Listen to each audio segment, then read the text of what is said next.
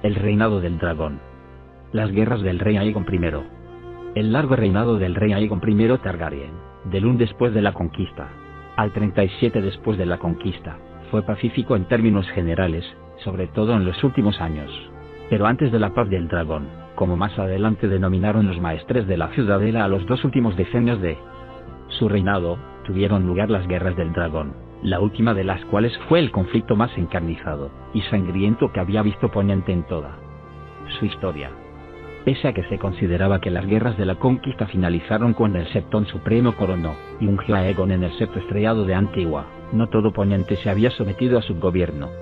En el Mordisco, los señores de las 3 hermanas habían aprovechado el caos de la conquista de Aegon para declarar su independencia y coronar a Lady Marla de la casa Sunderland. Puesto que la flota de los Arryn había quedado prácticamente destruida durante la conquista, el rey ordenó a Torrhen Stark de Invernalia, su guardián del norte, que sofocase la rebelión de los hombres de las 3 hermanas, y un ejército norteño partió de Puerto Blanco en una flota de galeras bravos y escompatadas, a cuyo bando iba Segorric Manderly. A la vista de las velas, y de la repentina aparición de la reina Visenya y Vhagar en el cielo, sobre Villa Hermana, los hombres de las hermanas se desmoralizaron, y depusieron a toda prisa a la reina Marla para coronar a su hermano menor. Steffon Sunderland renovó su voto de lealtad al nido de águilas, se prosternó ante Visenya y entregó a sus hijos como rehenes en garantía de su buen comportamiento. A uno lo acogieron los Manderly, al otro, la casa Arryn. Y su hermana, la reina depuesta, fue exiliada y encarcelada. 5 años después le cortaron la lengua, y pasó el resto de su vida entre las hermanas silenciosas atendiendo los cadáveres de los nobles fallecidos. En el otro extremo de Poniente, las Islas del Hierro se hallaban sumidas en el caos.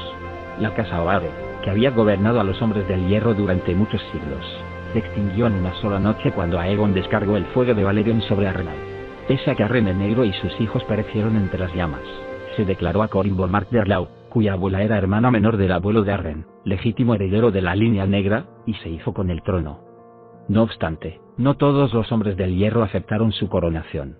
En Viejo Wick, bajo los huesos de Naga, el dragón marino, los sacerdotes del dios ahogado colocaron una corona de madera de deriva en la cabeza de uno de los suyos, el sacerdote Descalzolodos, que se proclamaba hijo del dios ahogado, y de quien se rumoreaba que podía realizar milagros. Otros aspirantes al trono se alzaron en Gran Wick, Pique Monteorca, y durante más de un año, sus partidarios lucharon en tierra y mar. Se dice que las aguas que separaban las islas estaban tan saturadas de cadáveres que los kraken sacudían a cientos atraídos por la sangre. Aegon Targaryen puso fin a la contienda al descender sobre las islas en el año 2 después de Cristo, montado sobre Valerion. Con él llegaron las flotas del Rejo, Alto Jardín y Lannisport, e incluso unos cuantos barcos luengos de la Isla del Oso enviados por Torrhen Stark. Los hombres del Hierro, con las filas mermadas por un año de guerra fratricida, opusieron poca resistencia. De hecho, muchos de ellos recibieron de buen grado la llegada de los dragones. El rey Aegon mató a Corin Bonmark con fuego oscuro, pero permitió que su hijo, todavía un niño, heredase las tierras y el castillo de su padre. En Viejo Wick, el rey y sacerdote Lodos, supuesto hijo del dios ahogado, invocó a los kraken de las profundidades para que se alzasen y hundieran los barcos del invasor. Puesto que no sucedió tal cosa, Lodos se rellenó la ropa de piedras, y entró caminando en el mar en busca del consejo de mi padre. Miles de hombres lo siguieron.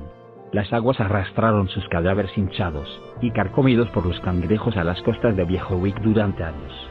Más adelante se planteó la cuestión de quién debería gobernar las Islas del Hierro en nombre del rey.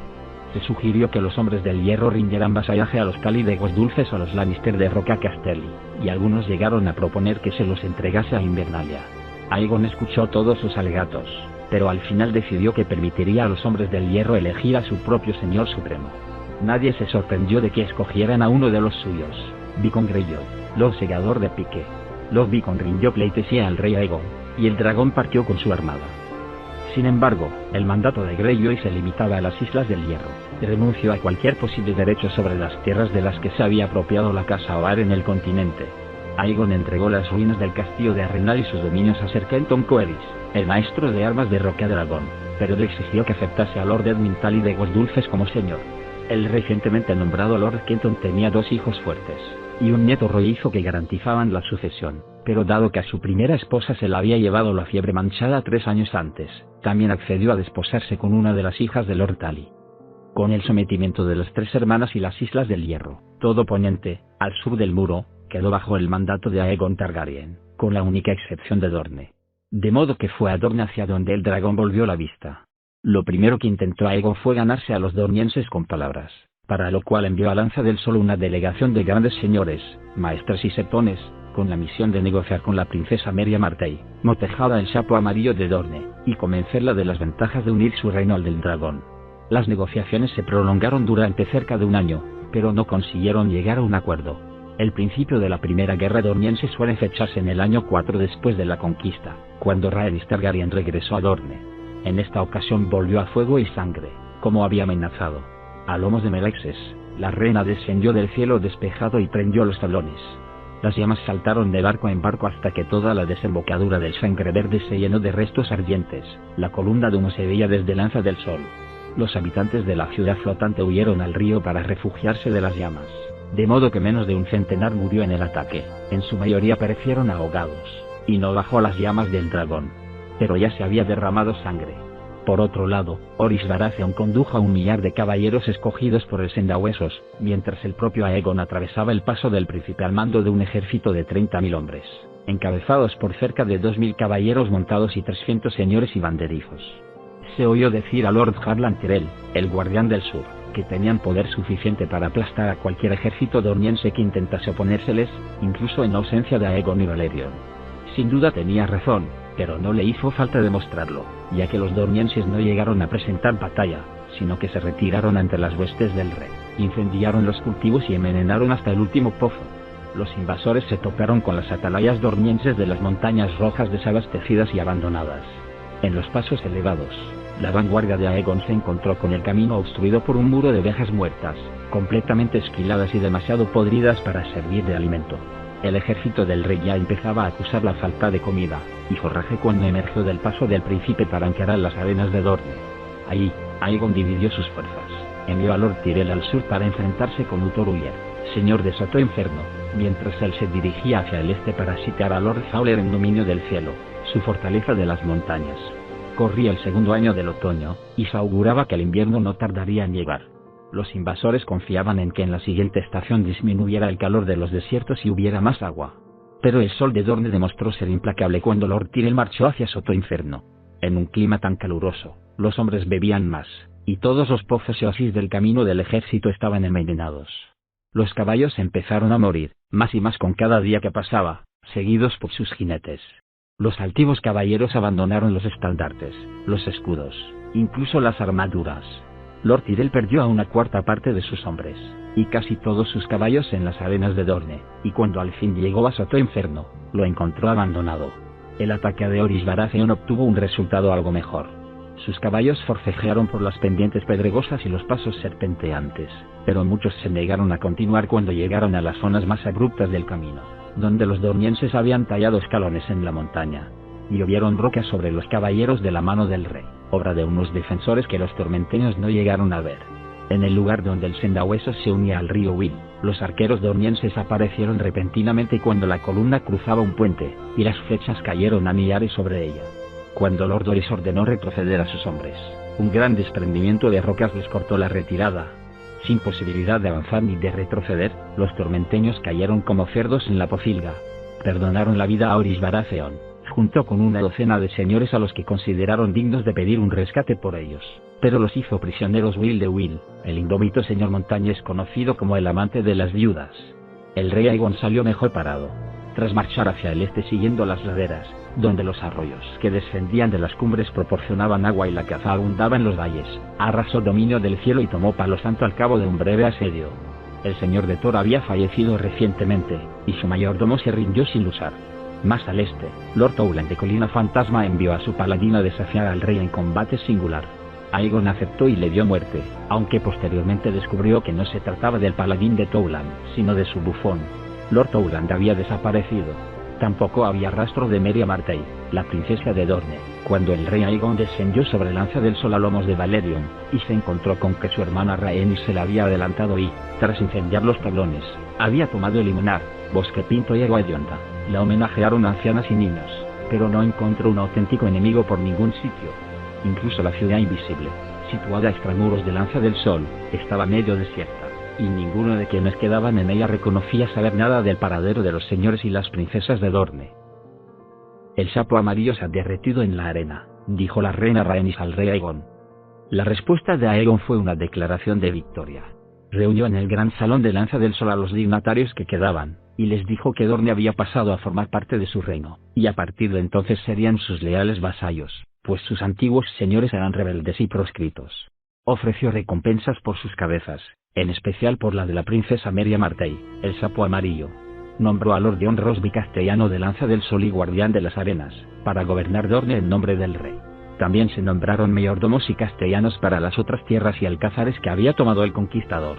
Después, el rey Aegon y sus huestes partieron por donde habían llegado, en dirección oeste a lo largo de las laderas y a través del paso del príncipe. Apenas habían llegado al desembarco del rey cuando Dorne estalló a sus espaldas.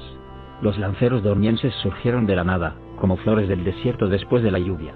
Recuperaron dominio del cielo, Palo Santo, Thor y Colina Fantasma en una quincena, y pasaron por la espada a las guarniciones reales. Solo permitieron morir a los castellanos y mayordomos de Aegon después de haberlos sometido a un largo tormento. Se dijo que los señores dornienses cruzaron apuestas a ver quién era capaz de mantener con vida a su rey durante más tiempo mientras lo desmembraba. Lord Rosby, castellano de Lanza del Sol y guardián de las arenas, tuvo un final menos aciago que la mayoría, después de que los dornienses salieran como un enjambre de la ciudad invisible para retomar el castillo. Lo ataron de pies y manos, y lo arrastraron a la Torre de la Lanza, donde la avejentada princesa Meria lo arrojó con sus propias manos por una ventana. Pronto quedaron solo Lord Tyrell y sus tropas. El rey Aegon había dejado atrás a Tyrell al partir de Dorne. Se consideraba que Soto Inferno, una fortaleza del río Azufre, estaba bien situada para sofocar cualquier levantamiento. Pero el río era de aguas sulfurosas, y los peces capturados en ellas enfermaron a los hombres de Alto Jardín. La casa Corquile de Asperón no había llegado a someterse, y sus lanceros acababan con los forrajeros, y las patrullas que enviaba Tyrell cuando se aventuraban demasiado hacia el oeste. Lo mismo hacían los Vaiten del este. Cuando la noticia de la defenestración de Lanza del Sol alcanzó Soto Inferno, Lord Tyrell reunió las fuerzas que le quedaban y se aventuró a atravesar las arenas. Había anunciado su intención de capturar Bait, marchar al este a lo largo del río, recuperar Lanza del Sol y la ciudad invisible, y castigar a los asesinos de Lord Rosby, pero en algún lugar situado al este de Soto Inferno, entre las arenas rojas, desaparecieron Tyrell y todo su ejército. No se volvió a ver a uno solo de sus hombres. Aegon Targaryen no era propenso a aceptar la derrota. La guerra se prolongaría durante otros 7 años, pese a que después de 6 después de la conquista, degeneró en una serie interminable de atrocidades sangrientas, incursiones y revanchas, interrumpida por largos periodos de inactividad, una docena de breves treguas, y numerosos asesinatos y magnicidios. En el año 7 después de la conquista, enviaron al desembarco del rey a Orys Baratheon, y los demás señores capturados en el Sendahuesos, a cambio de su peso en oro, pero cuando llegaron se descubrió que el amante de las viudas les había amputado a todos la mano de la espada, de modo que nunca pudieran volver a alzarse en armas contra Dorne. Como represalia, el rey Aegon descendió en persona sobre la fortaleza montañesa de los Will con Valerion, y redujo a montículos de piedra fundida media docena de sus atalayas y castillos. Sin embargo, los Will se refugiaron en las cuevas y túneles que horadaban sus montañas, y el amante de las viudas sobrevivió 20 años más. En el año 8 después de la conquista, un año excepcionalmente seco, los saqueadores dornienses cruzaron el mar de Dorne en embarcaciones procuradas por un rey pirata de los peldaños de piedra, y atacaron media docena de aldeas y pueblos a lo largo de la costa sur del Cabo de la Ira, donde prendieron incendios que se extendieron por la mitad de la selva. Fuego por fuego, se dijo que declaró la princesa Meria. Los Targaryen no podían permitir que algo así quedase sin respuesta. Más adelante, en ese mismo año, Visenya Targaryen apareció en el cielo de Dorne, y desató los fuegos de Vagar sobre Lanza del Sol, Linonar, Colina Fantasma y Thor. En el año 9 después de la conquista, regresó Visenya, esta vez con el mismísimo Aegon volando a su lado, y en esa ocasión ardieron Asperón, Bait y Soto Inferno. La respuesta de los dornienses llegó al año siguiente, cuando Lord Fowler condujo un ejército a través del paso del príncipe hasta alcanzar el Rejo, con tanta rapidez que logró incendiar una docena de aldeas, y capturar el castillo fronterizo de Canto Nocturno antes de que los señores de las marcas se dieran cuenta de que tenían encima al enemigo. Cuando la noticia del ataque llegó a Antigua, Lord Tywin envió a su hijo Dan con una fuerza considerable para retomar Canto Nocturno, pero los dornienses lo habían previsto y un segundo ejército, bajo el mando de Ser Joffrey Dale, descendió desde Campo Estrella y atacó la ciudad.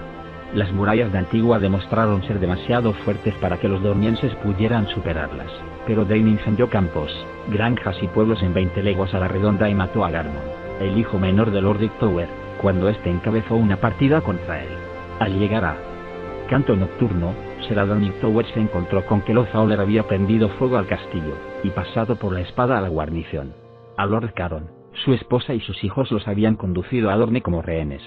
En vez de ir en pos suya, Ser Adam regresó a Antigua de inmediato con intención de liberarla, pero Ser Joffrey y su ejército se habían desvanecido también entre las montañas. El anciano Lord Manfred Hightower falleció poco después. Ser Adam sucedió a su padre como señor de Torre Alta, mientras Antigua clamaba venganza.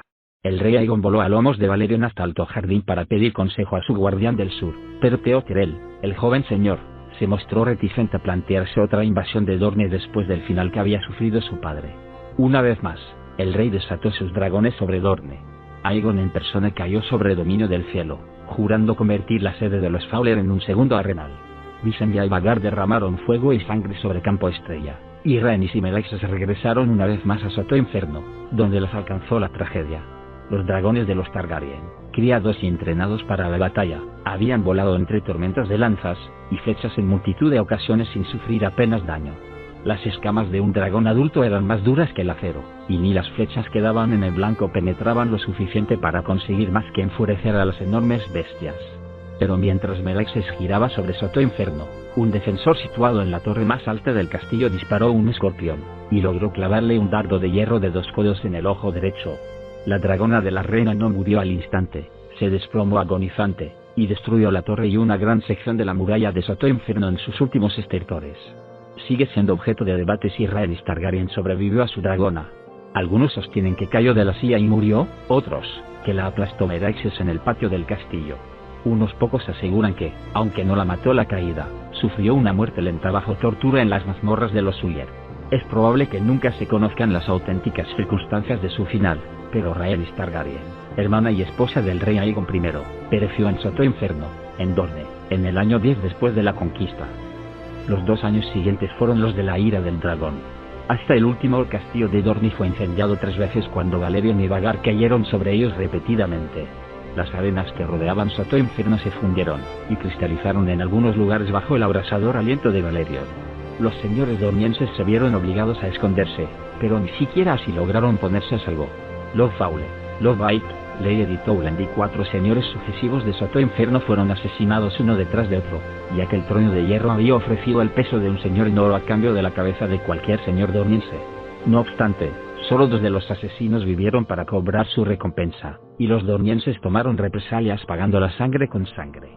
Asesinaron a Lord Connington del Nido del Grifo mientras cazaba. Lord Mertins de Bosque Burman murió envenenado junto con toda su casa por un tonel de vino dorniense, y a Lord Fel lo estrangularon en un burdel de Desembarco del Rey. Los Targaryen tampoco salieron indemnes. El rey sufrió 3 ataques, y en 2 de ellos habría caído de no ser por sus guardias. Una noche tendieron una emboscada a la reina Visenya en Desembarco del Rey. 2 de sus escoltas murieron antes de que la propia Visenya acabase con el último atacante con el filo de mana oscura.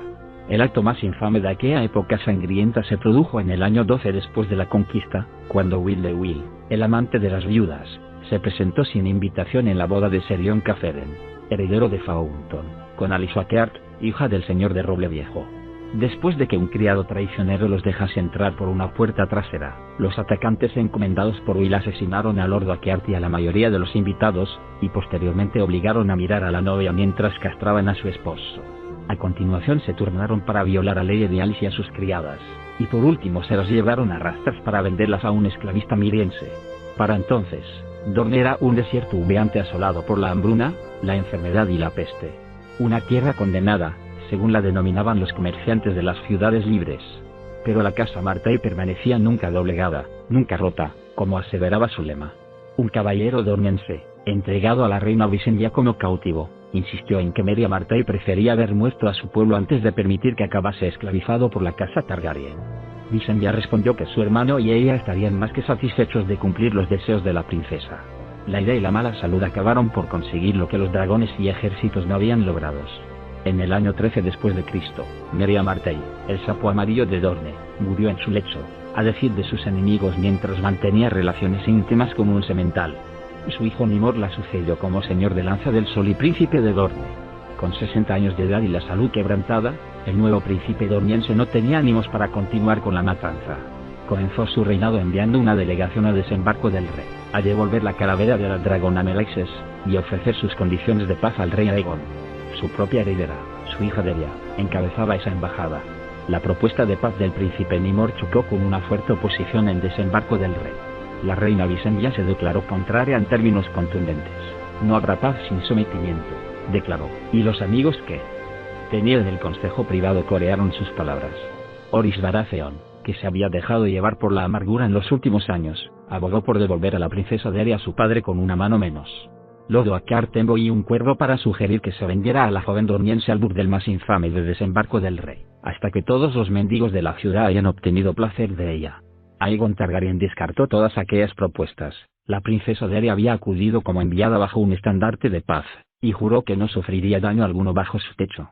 El rey estaba cansado de guerrear, según todas las versiones, pero otorgar la paz a los dornienses sin someterlos sería equivalente a aceptar que su amada hermana Rhaenys había muerto en vano, que tanta sangre y muerte no habían servido de nada.